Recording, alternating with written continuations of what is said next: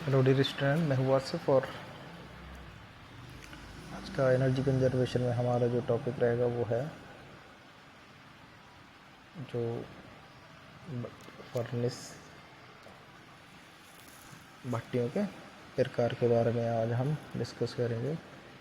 तो जो हमारा कैटेगराइज किया गया था उसको, वो जो इलेक्ट्रिसिटी और जो फ्यूल के बेस पे हमने ऊपर डिस्कस किया था इससे पहले, दो दो भागों में इस प्रकार की भट्टियों को बांटा गया है फ्यूल के आधार पर।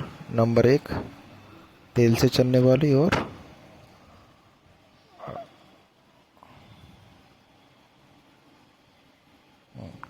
ये था एक कि जो फ्यूल यूज़ करती हैं और इलेक्ट्रिसिटी यूज़ करती हैं, उनके बेस पे हमने बांटा गया था। तो अब हम हर एक को बारी बारी डिस्कस करेंगे। देखो, जो पहला टाइप है वो है ऑयल फायर्ड फर्नेस, जो बेसिकली ऑयल को यूज़ करेगी एनर्जी जनरेट करने के लिए। बर्नर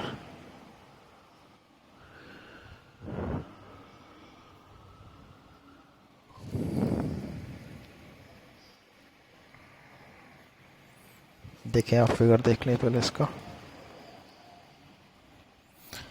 देखें क्या है, तेल दहेज भट्टियों में तेल को मुख्य ईंधन के रूप में यूज़ करते हैं, मुख्य रूप से रीहीटिंग पदार्थ का ऊष्मा उपचार करने में। जिन भट्टियों में सल्फर की आवश्यकता नहीं है, जहां एलडीओ का भट्टियों में यूज़ किया जाता है। कुशल भट्टी के संचालन की कुंजी न्यूनतम अतिरिक्त हवा के साथ ईंधन के पूर्ण दोहन में निहित है। कहने का मतलब ये कि कोई जो इफ़िशिएंट भट्टी है वो किस चीज़ पर डिपेंड करेगी, उसकी ऑक्सीजन की और ईंधन कितना उसमें कंबशन हो पा रहा है, इस चीज़ पे डिपेंड करेगी। तो देखें, भट्टियों में कम से कम 60% दक्षता के साथ कार्य करती हैं, जबकि अन्य दहन उपकरण में दक्षता 90% तक प्राप्त की जा सकती है, जैसा कि बॉयलर।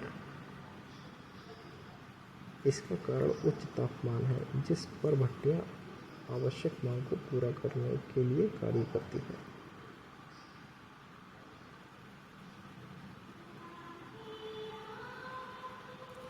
देखें,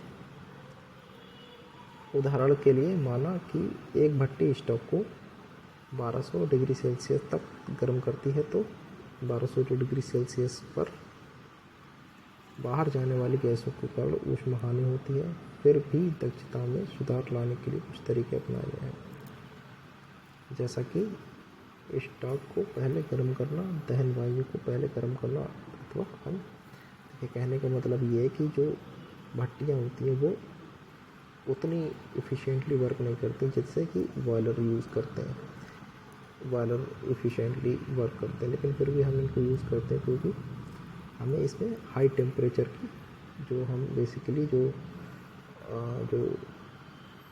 मेटलर्जी जिसको बोलते हैं, पदार्थों को पिघलाने वगैरह के लिए जो यूज़ करते हैं, उसमें हाई हमें टेम्परेचर चाहिए होता है, इसके लिए हम यूज़ करते हैं इनको।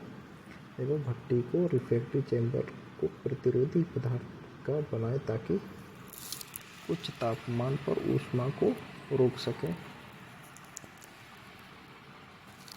एक हर्त सहायक के रूप में या स्टील को ले जाने के लिए रिफ्रैक्टरी पदार्थ से बना हो सकता है, या लोहे की सपोर्ट का प्रबंध जो कि जल द्वारा ठंडा किया जाता है। एक बर्नर जो कि तरल या गैस ईंधन का उपयोग करके चैम्बर के तापमान को बढ़ाने या बनाए रखने के लिए काम में आता है। कोयला या विद्युत के द्वारा दोबारा से गर्म किया जा सकता है।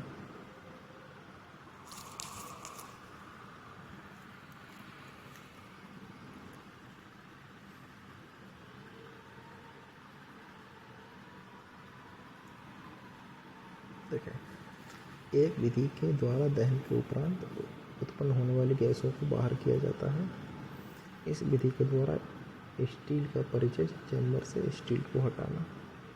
ये सब सुविधाएं भट्टी के साइज तथा प्रकार पर निर्भर करती हैं। स्टील की शिकल साइज पर प्रक्रिया की जाती है। रोलिंग सामान्य प्रणालियों में roller table, conveyor, charging machine तथा भट्टी पुशर। अब भट्टियों में किस तरह से ऊष्मा ट्रांसफ़र होती है उसके बारे में है। पुनः हीटिंग भट्टी में स्टील को किस प्रकार का हस्तांतरण होता है चित्र में दिखाया गया है। सादा तरल के से स्टोव को ऊष्मा स्तरण, लौ गर्म दहन उत्पादों तथा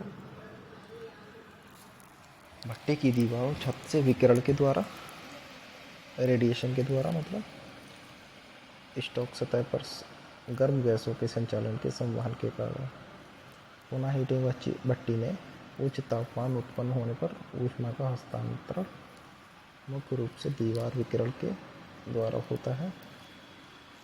ऊष्मा का हस्तांतरण गैस विकिरण के कारण गैस संरचना, तापमान तथा भट्टी की ज्यामिति पर निर्भर करता है।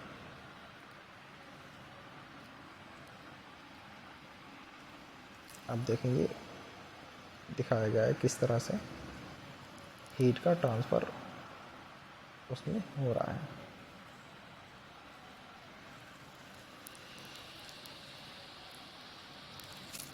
परफॉर्मेंस देखते हैं किस तरह से परफॉर्म करती है।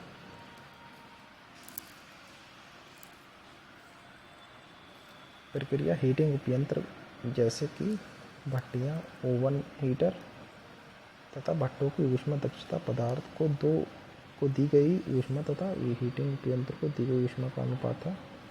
हीटिंग प्रक्रिया का उद्देश्य पदार्थ पर एक निश्चित ऊष्मा ऊर्जा को लगाना ताकि उसका तापमान बढ़ सके तथा उसे अगले प्रक्रम के लिए तैयार करना है। उसके गुणों को बदलना। इस कार्य को करने के लिए उससे भट्टी में गर्म किया जाता है। इसके विभिन्न भागों तथा रूपों में ऊर्जा की हानि होती है, जैसा कि चित्र में दिखाया गया है। ज़्यादातर हीटिंग उपयंत्र के द्वारा ही दी गई ऊष्मा गैसों के रूप में खराब हो जाती है।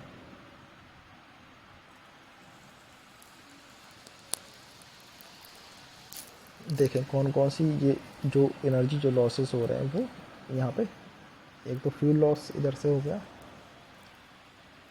और इधर से क्या है, वॉल लॉस है, ओपनिंग लॉस, ये कुछ लॉसेस हैं जो भट्टी में हो रहे हैं। देखें अब हानियाँ कौन कौन सी हैं। भट्टी की संरचना में ऊष्मा का इकट्ठा होना, भट्टी की बाहरी दीवार व संरचना से हानियाँ, लोड कन्वेयर, फिक्सर ट्रे आदि से भट्टी की ऊष्मा का बाहर आना, खोलने गर्म हिस्सों का बाहर होना आदि से विकिरण हानि, ठंडी हवा का भट्टी के अंदर आने पर ऊष्मा का अवशोषण, बर्नर के अंदर अधिक वायु उपयोग के कारण ऊष्मा का अवशोषण। अब देखिए दक्षता की अगर हम बात करें तो किस तरह से हम फाइंड आउट करते हैं भट्टियों की। तो देखिए भट्टी की दक्षता का अनुमान प्रति यूनिट भार के आवश्यक ईंधन की मात्रा को मापने के द्वारा किया जा सकता है। भट्टी की ऊष्मा दक्षता क्या होगी, स्टोव में ऊष्मा अपॉन ईंधन की ऊष्मा जो स्टोव को गर्म करने में लगी।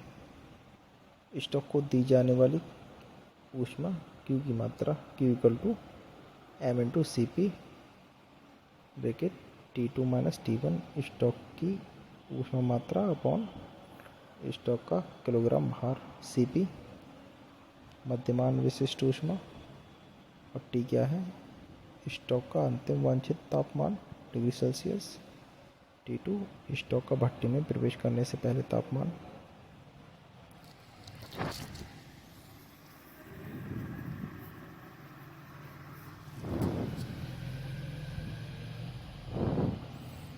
अब देखें इनडायरेक्ट मेथड क्या है इफ़िशियंसी को फाइंड आउट करने का, वो है ये विधि प्रत्यक्ष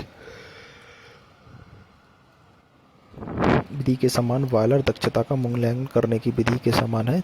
भट्टी की दक्षता प्रत्यक्ष विधि के द्वारा भी की जा सकती है। भट्टी की दक्षता की गणना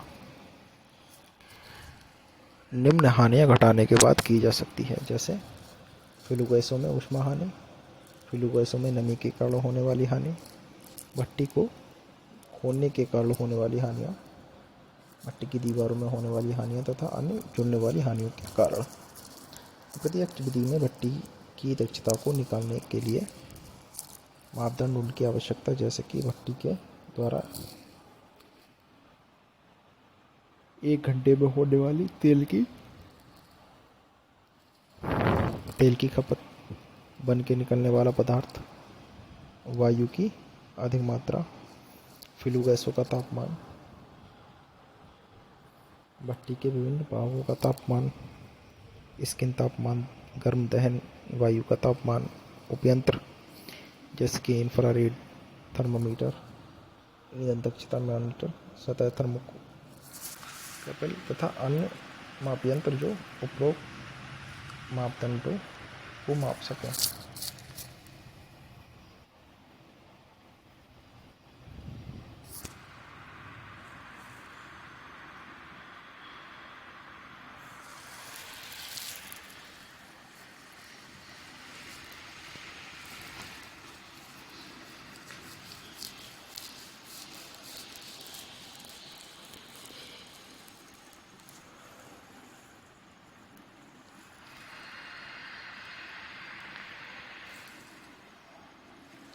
अब देखें क्या है भट्टियों में ऊर्जा संरक्षण। भट्टी की फ्लू गैसों में अपशिष्ट ऊष्मा को प्राप्त कर दहन वायु को गर्म करना चाहिए।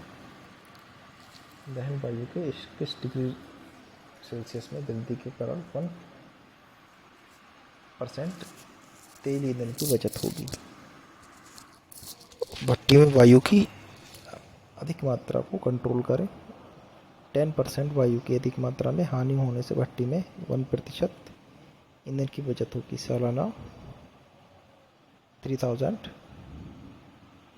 किलो भट्टी में ईंधन की खपत होने पर 75 लाख रुपए की बचत होगी। ये कुछ जो एनर्जी कंजर्वेशन के कुछ पैरामीटर हैं जो इसमें बताए गए हैं।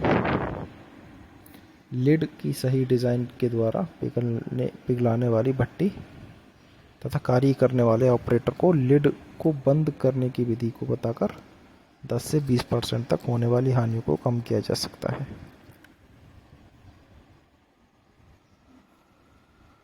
अब देखें जो हमारे जो थर्मल बेसिकली जो इक्विपमेंट थे, मशीनरी थी, उनको कंपैरिजन किया गया है भट्टियों को और बॉयलरों को, और उनका देखें क्या है बॉयलर तथा भट्टियों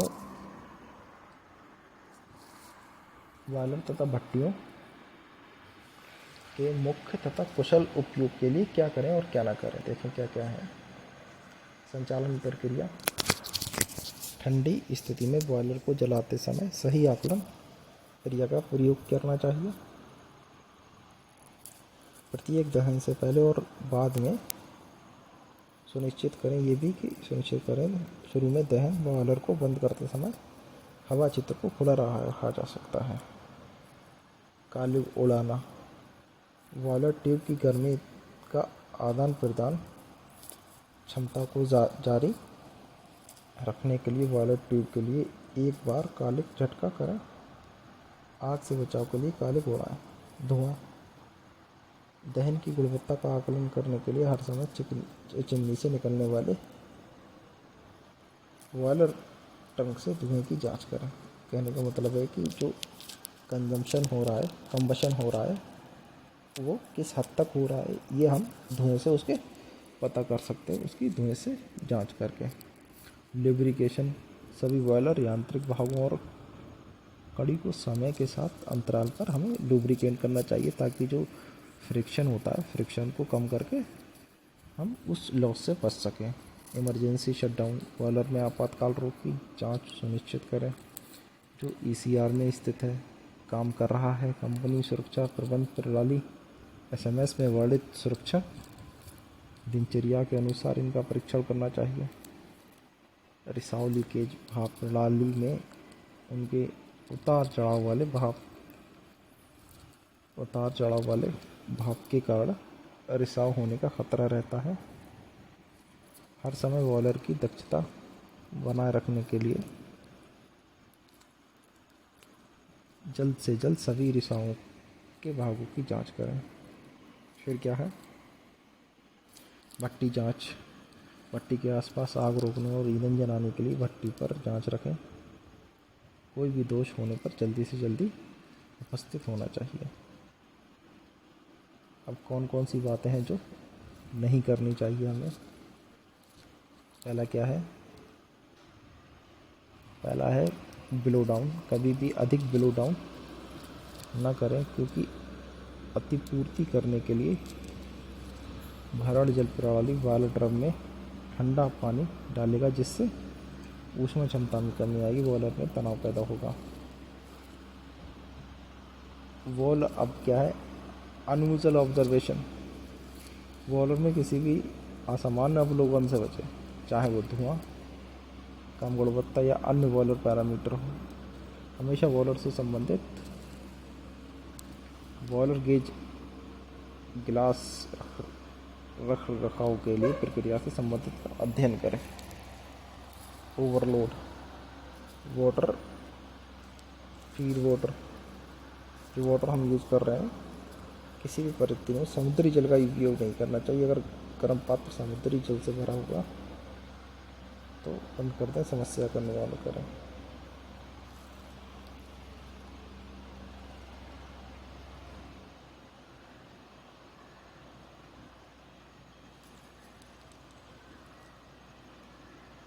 अब गाइस जो है, अब इसके फर्दर टॉपिक को हम आगे की क्लास में डिस्कस करेंगे। और जो हमने इससे पहले क्लास में जो टाइप ऑफ बॉयलर्स को हमने डिस्कस किया था, उसमें जो वाटर ट्यूब बॉयलर्स था, उसका एक एनिमेशन मैं इस वीडियो के साथ मर्ज कर दूंगा, जिससे आपको उसकी वर्किंग और उसके कंपोनेंट के बारे में अच्छे से आप देख सकते हैं और एक अंदाज़ा भी लगा सकते हैं कि कैसे वाटर ट्यूब किस काम करेगा। Okay guys, thank you.